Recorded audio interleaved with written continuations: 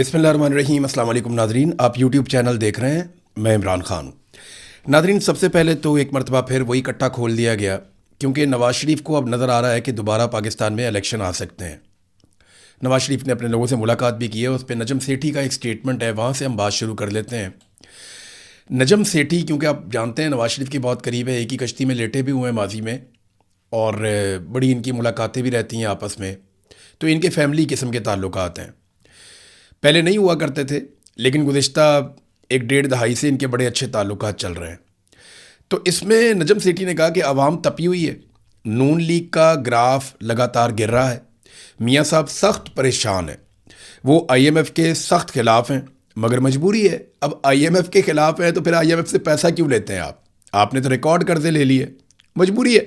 मियाँ साहब ने इजलास बुलाया कि अवाम से ताल्लुकात बेहतर रखें, वोट बैंक पक्का करें, किसी भी वक्त कुछ भी हो सकता है।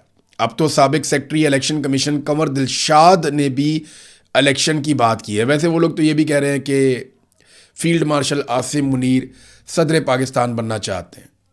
देखिए, पूरा मुल्क तो आसिम मुनीर साहब के कंट्रोल में है, तो वो सदर पाकिस्तान क्यों बनना चाहते हैं? कभी आपने ये सोचा? मैं आपको बताता हूँ कि क्यों बनना चाहते हैं। ये बड़ी सादी सी बात है।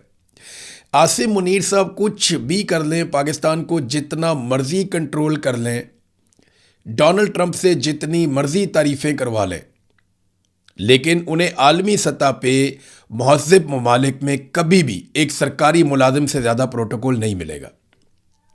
ये चीज़ तकलीफ़ देती है। जब अपने मुल्क के अंदर आप मौजूद होते हैं तो आपके लिए हर चीज़ रुक जाती है। सदर पाकिस्तान की गाड़ियाँ भी रोक कर आपको गुजारा जाता है। वज़ीर आज़म जो है वो आपके जूते पॉलिश करता है दिन रात, और आपके कहने के ऊपर हाँ बोलता है, आपके कहने के ऊपर ना बोलता है। और जैसे ही आप पाकिस्तान से बाहर जाते हैं तो आपकी हैसियत एक सिक्योरिटी गार्ड जैसी हो जाती है कि ये सरकारी मुलाजिम है।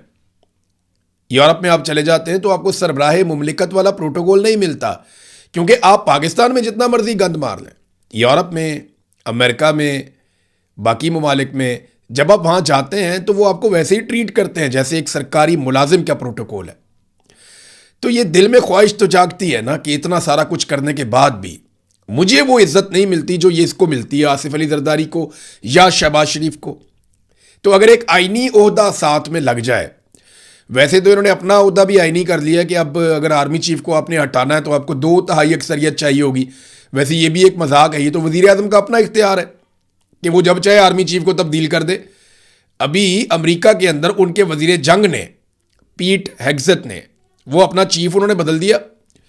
किसी ने, अपोजिशन ने, हुकूमत ने, किसी ने आवाज़ ही नहीं उठाई। उन्होंने कहा ठीक है भाई, इसका इस्तेहकाक है, इसने बदल दिया।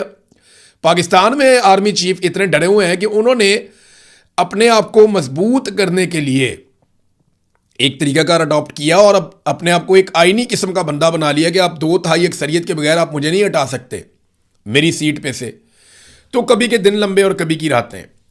तो मामला ये है कि वो बनना तो चाहते हैं सदर, आर्मी चीफ भी सदर बनना चाहते हैं। अब जो एक और खबर है कि 28वीं आईनी तरमीम आ रही है। ये जो 28वीं आईनी तरमीम है, इन सबको डर है कि अगर इलेक्शन आ गए तो इसको अगर हमने तब्दील ना किया हुआ ना तो इलेक्शन में हम फारग हो जाएंगे। अब सारे अपना अपना अंदाज़ा लगा रहे हैं कि हम इसमें क्या हासिल कर सकते हैं। यानी मिलिट्री एस्टेब्लिशमेंट या आसिम मुनीर साहब बैठ के ये देख रहे हैं कि मैं 28वीं आईनी तरमीम में क्या कुछ हासिल कर सकता हूं। तो वो अलग अलग ऑप्शंस पे गौर कर रहे हैं। यानी ऑप्शन ये भी है कि फील्ड मार्शल के ओहदे के ऊपर अगर कोई है तो वो सदारत के लिए अहल हो सकता है। ये भी एक ऑप्शन पे गौर किया जा रहा है। और एक ऑप्शन ये भी है कि अगर कोई फील्ड मार्शल के ओहदे पे है, क्योंकि इस ओहदे को अलग कर दिया ना उन्होंने फौज से, जो जंग जीतेगा, कामयाब होगा, उसको फील्ड मार्शल का ओहदा मिलेगा, तो उसके लिए फिर अलग है, वो उसको इस्तिस्ना भी है पूरी जिंदगी के लिए, जो और किसी फौजी के लिए नहीं है। लेकिन फील्ड मार्शल के लिए, आर्मी चीफ होगा तो उसके लिए नहीं होगा, फील्ड मार्शल के लिए जो वो इस्तिस्ना भी है। ये भी उन्होंने अपने लिए हासिल कर दिया आसिम मुनीर साहब ने। तो वो सदारत के अब ख्वाब देखना शुरू हो गए। उनके दिमाग में अपनी चीज़ें चल रही हैं, हमने 18वीं आईनी तरमीम कैसे ख़त्म करनी है, हमने सूबों के इख्तियारात कैसे लेने हैं, हमने पाकिस्तान को ज़्यादा काबू कैसे करना है। तो उनके अपने गोल्स हैं, सियासतदानों के अपने। अभी लोग वोट ही नहीं डालते, अब क्या करें। नौजवान सारे के सारे इमरान खान के साथ खड़े हैं, वो बात ही नहीं सुनते। उनको बात यहाँ से समझाओ, वहाँ से वो नहीं समझते, दूसरी तरफ समझाओ, वो अगली बात कर देते हैं। नौजवानों के सवालात के जवाबात है नहीं। अब करें क्या, जाएं किधर? तो ये एक तजवीज़ जनाब, ये राणा सनाउल्लाह साहब ने, ये एक मरतबा फिर वो टॉक शो में बात कर रहे थे, सलीम साफ़ी साहब से गालिबन मैंने सुना वो क्लिप। तो हुकूमत इसके ऊपर पहले भी कह चुकी है, अब भी कह रही है कि हम वोटर की जो उम्र है वो 25 साल तक ले जाएंगे, यानी जो 18 साल से लेकर 25 साल तक के बीच में 60 साल का एक गैप है वो हम निकाल देंगे। 25 साल का वोटर कर देंगे तो करोड़ों वोटर बाहर करने की कोशिश है। अब नए वोटर जो बन रहे हैं उनसे भी जान छुड़वा लेंगे ये, तो क्या उसके बाद ये इलेक्शन जीत जाएंगे? तो मेरा सादा जवाब ये है कि कोई फर्क नहीं पड़ेगा ज्यादा, क्योंकि 25 साल से नीचे हो या ऊपर हो, कहानी एक ही चल रही है। लेकिन एक सवाल है मेरा, वो ये कहते हैं कि जब वोट लेने के लिए यानी इलेक्शन लड़ने के लिए जब आपकी उम्र 25 साल है, तो फिर इलेक्शन में वोट डालने के लिए आपकी उम्र 18 साल क्यों है? ये सवाल राणा सनाउल्लाह साहब ने पूछा। तो मिच्योर होना चाहिए बंदे को। तो मेरा सादा सादा इसके ऊपर सवाल यह है कि 17 साल का लड़का फौज में भर्ती हो जाता है, सेकंड लेफ्टिनेंट, और वो मुल्क की हिफाजत की अहम तरीन जिम्मेदारी उसको दे दी जाती है, वो भी आप 25 साल कर दें। फिर जो लेक्चरर भर्ती होता है, जो अगली कौम की तरबियत करता है, 17वें ग्रेड के अंदर चला जाता है, वो 21 साल की उम्र में हो जाता है, वो भी आप 25 साल कर दें। फिर जो आपका सीएसएस का एग्जाम है, वहां पे जो सीएसएस करके ऑफिसर आके भर्ती हो जाते हैं, जो अहम तरीन सरकारी ड्यूटीज करते हैं और बहुत बड़ी रिस्पॉन्सिबिलिटी उन्हें मिलती है, वो उम्र 21 साल है। फिर अगर आपने सिविल जज बनना है, आप इम्तिहान में जाते हैं, आप जज बनते हैं, 22 साल की उम्र में आप जज बन जाते हैं और आप लोगों के फैसले करते हैं बैठ के, अहम तरीन फैसले, 22 साल। तो वोटर 25 साल का क्यों? ये सवाल जो है ना, पूरी दुनिया में लोग वोटर की उम्र कम कर रहे हैं, 17 साल, इससे नीचे लेकर जाना चाह रहे हैं। कई ममालिक गौर कर रहे हैं कि हम 16 साल तक वोटर की उम्र कर दें, और इससे नीचे भी ले जाने की बात हो रही है कि नौजवानों का हिस्सा सरकार के अंदर बढ़ाया जाए ताकि नौजवानों का एतमाद बढ़े, वो सिस्टम का हिस्सा बनने के लिए ज्यादा आमादा हो और पॉलिटिकली वो ज्यादा इन्वॉल्व हो चीजों के अंदर, वो अपने मुल्क के बारे में, अपनी कौम के बारे में ज्यादा सोचना शुरू करें, पॉलिटिकल अवेयरनेस आए। दुनिया ये सोच रही है, हम कह रहे हैं नहीं हम 25 साल तक लेकर जाएंगे, क्योंकि इस वक्त सियासतदानों का मफाद है। इलेक्शन जीतने के लिए पाकिस्तान की मिलिट्री एस्टेब्लिशमेंट और उनके साथ मिली हुई जमातें, ये किसी भी लेवल तक जाएंगे। मैं आज की बात कर रहा हूं, हो सकता है कल एक दिन आए कि नवाज शरीफ फौज के खिलाफ खड़ा हो जाए। वैसे तो मुश्किल ही लगता है, क्योंकि नवाज शरीफ जब भी फौज के खिलाफ खड़ा हुआ या फौजी मुदाखलत के खिलाफ खड़ा हुआ, नवाज शरीफ अपनी जाती पॉलिटिक्स के लिए खड़ा हुआ, पाकिस्तान के लिए कभी नहीं खड़ा हुआ। जैसे ही मौका मिला नवाज शरीफ वापस जाके गोद में बैठ गया, हमेशा नवाज शरीफ ने यही किया। अब आज़ाद कश्मीर और गिलगित बल्तिस्तान का इलेक्शन है, एस्टेब्लिशमेंट के लिए दर्द सर बने हुए, हर हाल में वो चाहते हैं कि इलेक्शन जीतना है, क्योंकि उन्हें यही टारगेट दिया गया है कि आज़ाद कश्मीर और गिलगित बल्तिस्तान किसी सूरत हार नहीं सकते। वहां पे मुकम्मल कंट्रोल चाहिए, सेक्टर कमांडर्स की दुर्गत बनी हुई है, कभी इधर भाग, कभी इसको भगा, कभी उसको भगा, कभी ये देख, कभी वो देख। एजेंसियों के दफ्तरों के अंदर सेल बने हुए हैं कि जनाब आपने कुछ भी करके इन 2 इलेक्शंस के अंदर पाकिस्तान तहरीके इंसाफ को, इमरान खान फैक्टर को आपने बाहर रखना है। अब वही किया गया, यानी जो चीजें अभी तक सामने आई हैं और जो ये करने जा रहे हैं, मैं आपको बता देता हूं। एक तो इंटरनेट बंद करेंगे, मोबाइल सर्विसेज भी बंद की जाएंगी, जाली नताइज जैसे पहले जारी किए, ये फिर जाली नताइज जारी करेंगे। फिर सख्ती भी इंतहाई दर्जे की जा रही है। पाकिस्तान तहरीके इंसाफ के लोगों को धमकाया भी जा रहा है कि आप बेफिक्र हो जाएं, आप इलेक्शन नहीं जीतेंगे, आप जो मर्जी कर दें, जितने मर्जी वोट आप ले लें। फुल मुदाखलत हो रही है टिकटों की तकसीम में भी। पाकिस्तान तहरीके इंसाफ के अंदर बहुत कोशिश की है एस्टेब्लिशमेंट ने कि ऐसे लोगों को टिकट पाकिस्तान तहरीके इंसाफ दे जो बाद में आराम से एस्टेब्लिशमेंट के कंट्रोल में आ जाए। पहले भी ऐसे हुआ था, पंजाब में खासतौर पर ज़्यादा हुआ कि टिकटों की तकसीम में ऐसे लोगों के पास टिकट चले गए जो बाद में इलेक्शन जीतने के बाद इमरान खान साहब की पार्टी को छोड़ के बेवफा बन गए। और ये इमरान खान साहब ने जब 2018 का इलेक्शन लड़ा था तब भी हुआ था, तब भी एस्टेब्लिशमेंट ने अपने बंदे इंजेक्ट किए थे इनकी पार्टी के अंदर। उन बंदों ने जब इलेक्शन जीत लिया इमरान खान का नाम लेकर, तो बाद में 20-22 लोग छोड़ के चले गए इमरान खान को, जब रजीम चेंज ऑपरेशन हुआ था। अभी आज़ाद कश्मीर में लोग शिकायतें भी कर रहे हैं, गिलगित बल्तिस्तान में भी की हैं, आज़ाद कश्मीर में लोग शिकायतें कर रहे हैं कि जनाब हमारे जो नजरियाती लोग हैं उनको नज़रअंदाज किया जा रहा है, और जो कमेटी बनाई गई है उस पर भी हमें एतराज़ात हैं। कोई लोग एहतजाज करने के लिए बैरिस्टर गौर के घर तक पहुंच गए थे, वहां पर उन्हें सिक्योरिटी फोर्सेज ने प्रोटेक्ट किया उनके घर को। लोग एहतजाज कर रहे हैं, आज़ाद कश्मीर में भी, गिलगित बल्तिस्तान में भी दबाव डाला जा रहा है, और कोशिश ये है कि कुछ भी करके या तो एस्टेब्लिशमेंट के बंदे आए जिन्हें तोड़ा जा सके बाद में, या जाली इलेक्शन करवा के पाकिस्तान तहरीक इंसाफ के उम्मीदवारों को बाहर रखा जाए। इंतखाबी निशान तक तो छीन लिए गए हैं, पुराना तरीकाकार यहां पे भी इस्तेमाल किया जा रहा है। नाज़रीन, कराची में एक ज्वेलर की दुकान के ऊपर FIA के एहलकारों ने छापा मारा, उसकी वीडियो बाहर आ गई। ये ना नॉर्मली यही करते हैं लोगों के साथ। वो ऑफिसर है, वो चपेड़े मारता जा रहा है। ये क्या है, ये बताओ, धर चपेड़, ये बताओ कहां से आया, फिर चपेड़। यानी वो ऐसे थप्पड़ मार रहा है, थप्पड़ों थपड़ी कर दिया उसने लोगों को। ये कौन सी तफ्तीश है? आपने छापा मारा, आप चीज़ों को कब्जे में लें, आप सील करें, आप लोगों से सवालात करें। आपको गलत चीज़ें मिलें, आप उसको बंद कर सकते हैं, आप उनको ले जाके गिरफ्तार कर सकते हैं, लेकिन आप उनकी दुकान में, उनके रोजी के अड्डे के ऊपर खड़े होकर उनको चपेड़े नहीं मार सकते। ये किसी कानून के अंदर इजाज़त नहीं है। और पूरी वीडियो के अंदर किसी जगह पे नहीं दिखाया गया कि वो मुज़ाहमत कर रहे हैं या बदतमीज़ी कर रहे हैं या वो धक्के दे रहे हैं या उन्होंने कॉपरेशन ना की हो। ऐसी कोई चीज़ पूरी वीडियो में नहीं दिखाई गई। लेकिन वो FIA का इंस्पेक्टर थप्पड़ मारता जा रहा है। वो वीडियो ना निकलती तो किसी को पता ही नहीं चलता और होता ही कुछ ना, ये जलील हो जाते। उनके वालिद को लड़कों के सामने उन्होंने चपेड़े मारी। मुझे बताएं कि ये नौजवान पाकिस्तान में काम करना चाहेंगे? क्या आप किसी के वालिद को उसके बच्चे के सामने, जवान बच्चे के सामने आप थप्पड़ मारते हैं तो आपको लगता है कि वो कानून का एहतराम करेगा? आपको लगता है वो कानून से खुश होगा? ये तो शुक्र है ये केस ही अलग है। यहां पे CCTV फुटेज निकल आई, सोशल मीडिया पे वायरल हो गया, ऑफिसर को सजा हो जाएगी। लेकिन मेरा सवाल यह है कि आम तौर पे जो आप ये करते हैं, किसी भी बाप को उसके बच्चों के सामने जलील करते हैं, तो वो बच्चा रियासत के बारे में और रियासती इदारों के बारे में क्या सोचता है? पाकिस्तान में ना बहुत बड़ी तब्दीली की ज़रूरत है। ये चीज़ें ठीक नहीं होंगी ना तो पाकिस्तान के लोग पाकिस्तान के इदारों से नफरत करते चले जाएंगे। नाज़रीन, पंजाब के बारे में हमने आपको खबरदार किया था और बार बार किया था कि इनकी जो पॉलिसीज़ हैं उनकी वजह से किसान तबाह बर्बाद हो रहा है।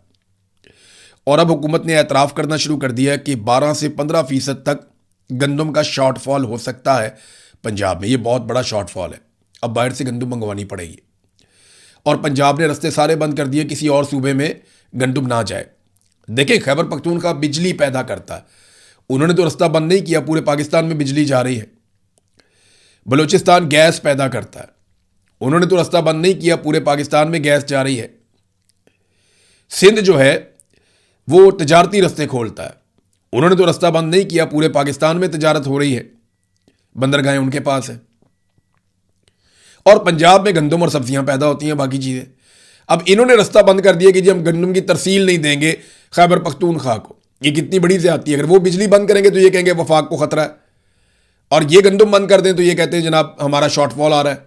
तो हम पहले बता रहे थे कि इन्होंने इतनी कीमतें बढ़ा दी हैं खाद की, यूरिया की, DAP की, कि अब किसान अफोर्ड नहीं कर सकता। और इन्होंने किसान को इतनी मार मारी पिछले साल कि किसान अब चीज़ें खरीद नहीं पा रहा और वो गंदम की पैदावार कम होती हुई देख रहा है। 12 से 15% का शॉर्टफॉल बताया गया है। अब पाकिस्तान तहरीक इंसाफ ने एक डाटा जारी किया। देखिए, ये डाटा इसलिए जारी किया कि अभी हाल ही में मैंने आपको बताया कि पाकिस्तान की मिलिट्री एस्टेब्लिशमेंट ने एक एजेंसी के दफ्तर में बुलाकर सहाफ़ियों को ख़बरदार किया कि आपने तकाबली जायज़ा नहीं लेना। तकाबली जायज़ा कहते हैं कि इमरान खान के दौर का मौजूदा दौर के साथ मवाजना करना। इस पे उन्होंने मना किया। उन्होंने कहा ये आपने नहीं करना, आपने हमारा मवाजना करना है तो आप हमारी हुकूमत के साथ कर लें, पिछले साल के साथ कर लें कि हम पिछले साल से कितने बेहतर हैं या कितने बुरे हैं। इमरान खान के दौर से ना करें, वो दौर और था, ये दौर और है, वो हालात और थे, ये हालात और हैं। क्यों जी? मवाजना जब होता है तो दो अलग अलग हुकूमतों में ही होता है ना। आपकी हुकूमत की नालायकी का मुकाबला आपकी हुकूमत की अगले साल की नालायकी से क्यों करें? आपने तो इमरान खान की हुकूमत गिराई थी ये कहते हुए कि नालायक हैं ये लोग, इनसे मईशत नहीं चल रही, इन्होंने मुल्क को बर्बाद कर दिया, तो आप अपनी हुकूमत ले आए। तो अब जो आदादो शुमार तहरीक इंसाफ ने जारी किए, मैं आपको पढ़ के सुना देता हूं। सोना यूरिया ये खाद है जी, इमरान खान के दौर में 2011 रुपए की और आज है 4628 रुपए की, दुगने से ज्यादा कीमत। अच्छा जी, diammonium phosphate DAP Imran Khan साहब के दौरे हुकूमत में 9273 रुपए की, आज 15658 रुपए की, इजाफा हुआ 6385 का। किसान बेचारा कहां से लेकर डाले? सीमेंट, हालांकि अभी रियल स्टेट का जो कारोबार है पाकिस्तान में काफ़ी नीचे गया है, लोग बेचारे किराए नहीं दे पा रहे घरों के, अपने घर कैसे लोग बनाएंगे। तो 50 किलो वाला जो सीमेंट का बैग है इमरान खान के दौर में 865 रुपये का था, ये कहते थे बहुत महंगा है, और आज वो 1530 रुपये का है। नवाज शरीफ के दौर में 665 रुपये का इजाफा किया गया, लगभग 80% तक इजाफा हुआ, दुगना हो गया। सीमेंट भी महंगा कर दिया। गैस के जो चार्जेस हैं 3.3719, ये इसकी एक पैमाना होता है गैस को नापने का। तो ये जो जितनी गैस इमरान खान साहब के दौर में 142 रुपये में मिलती थी ना आपको, जितनी गैस इमरान खान साहब के दौर में आपको 142 रुपये की मिलती थी, उतनी गैस आज के दौर में आपको 2567 रुपये की मिलती है। लगभग 20 गुना इजाफा किया। 20 से आप ज़रब देते हैं, इतना इजाफा इन्होंने कर दिया गैस की कीमतों में। एलपीजी सिलेंडर, ये जो 11.67 किलो वाला होता है बड़े साइज का, ये इमरान खान के दौर में 2400 रुपए का था, आज 4800 रुपए का है, दुगनी कीमत हो गई। 2425 का था, आज 4795 का है, दुगनी कीमत। पेट्रोल इमरान खान के दौर में 150 का था, आज 410 का है, लगभग 260 रुपए का इजाफा। डीजल 144 का था, आज 410 का है, इजाफा लगभग 265 रुपए का। ये इन्होंने पाकिस्तान के साथ किया और ये तकाबली जायज़ा है, इसके ऊपर हमें बार बार नज़र रखनी चाहिए, क्योंकि जिस काम से पाकिस्तान की मिलिट्री एस्टेब्लिशमेंट मना करे वो काम ज़रूर करना चाहिए, क्योंकि उन्होंने हमेशा पाकिस्तान का नुकसान किया है, हमेशा पाकिस्तान का नुकसान किया है। हाँ, लड़ने का उनका काम है, वो काम जब भी वो करेंगे हम उन्हें सपोर्ट करेंगे, लेकिन लड़ाई के अलावा पाकिस्तान की फौज जो करेगी हम उनके सामने आकर खड़े होंगे कि ये तुम नहीं कर सकते, ये हलफ की खिलाफ वर्जी है, हम तुम्हें ये करने नहीं देंगे। तुम्हारा काम सिर्फ लड़ना है और हुक्म को पूरा करना है, इसके अलावा आप कोई और काम करेंगे तो वो काम गलत है, आपको उसकी इजाजत नहीं है। नाज़रीन, अब एक बहुत इंपॉर्टेंट खबर है। ये खबर जो है ये अमेरिका से, इसराइल से और ईरान से, ये तीनों तरफ से आई है। और जो शराइत रखी गई हैं ईरान की जानिब से और अमेरिका की जानिब से, वो सारा मामला अब खुल गया है। जो खुफिया शराइत थी जो अमेरिका ने ईरान को भिजवाई और वो खुफिया शराइत जो ईरान ने अमेरिका को भिजवाई, अब उन तमाम का पोल खुल गया है। बात पहुंच गई है 5 शराइत के ऊपर। 5 शराइत अमेरिका की हैं, 5 ईरान की हैं। मैं 10 की 10 आपके सामने रख देता हूं। और यहां पे डेडलॉक लगा हुआ है और शुबा इस बात का है कि ये डेडलॉक दोबारा इस खित्ते को जंग की तरफ ले जाएगा। यूएई में एक एटमी तनसीब है, अबू धाबी में, वहां पे कोई एटमी बम वगैरह नहीं बनाते, वो उनका पावर प्लांट है। तो एटमी पावर प्लांट के करीब एक ड्रोन गिरा और वो ड्रोन जो गिरा है वहां पे एक इलेक्ट्रिक जनरेटर है, उसके अंदर आग लग गई। वो सारा एरिया चेक किया है IAEA ने और उन्होंने बताया जी तापकारी नहीं फैली, शुक्र है बचत हो गई। ये जो पंगे हो रहे हैं ना इस खित्ते के अंदर, ये सबको लेकर बैठ जाएंगे।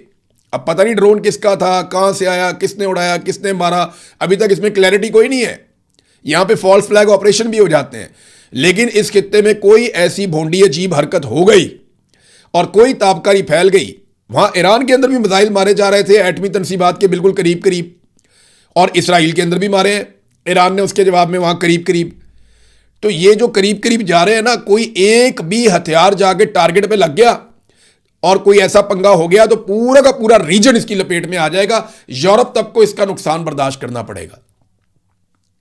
तो दुनिया इस आग के साथ नहीं खेल सकती।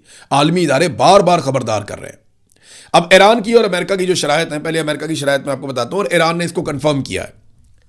ईरानी एजेंसी फॉरेस्ट न्यूज़ उसने भी बताया, इसराइली मीडिया उसने भी बताया, अमेरिकन मीडिया भी कंफर्म कर रहा है। अमेरिका की जो 5 शराइत हैं वो दर्ज झेल है। नंबर 1, अमेरिका की जानिब से ईरान को किसी किस्म का जंगी हर्जाना अदा नहीं किया जाएगा, जितना नुकसान कर दिया सो कर दिया। नंबर 2, 400 किलोग्राम अफसूदा यूरेनियम अमेरिका के हवाले किया जाए। पूरा 400 किलो उन्होंने मांग लिया कि ये आप हमारे हवाले करें।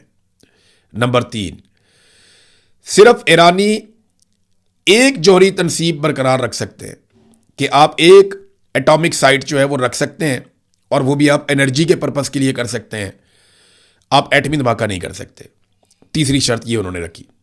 चौथी शर्त, ईरान के जो मुंजमद असासे हैं उनमें से हम सिर्फ कोई 25% से कम अमेरिकन जो हैं वो उनको डी फ्रीज करेंगे। ईरान कहता है हमारे सारे आप जो मुंजमद असासे हैं वो आप हमारे खोले, हमारे पैसे अरबों डॉलर पड़ा हुआ है वो सारा ईरान के पास आ जाए। लेकिन अमेरिका ने 25% से भी कम पर आमादगी जाहिर की। और आखिरी शर्त अमेरिका की कि मुज़ाकरात तमाम महाजों पर जंग के खात्मे से मशरूत होंगे।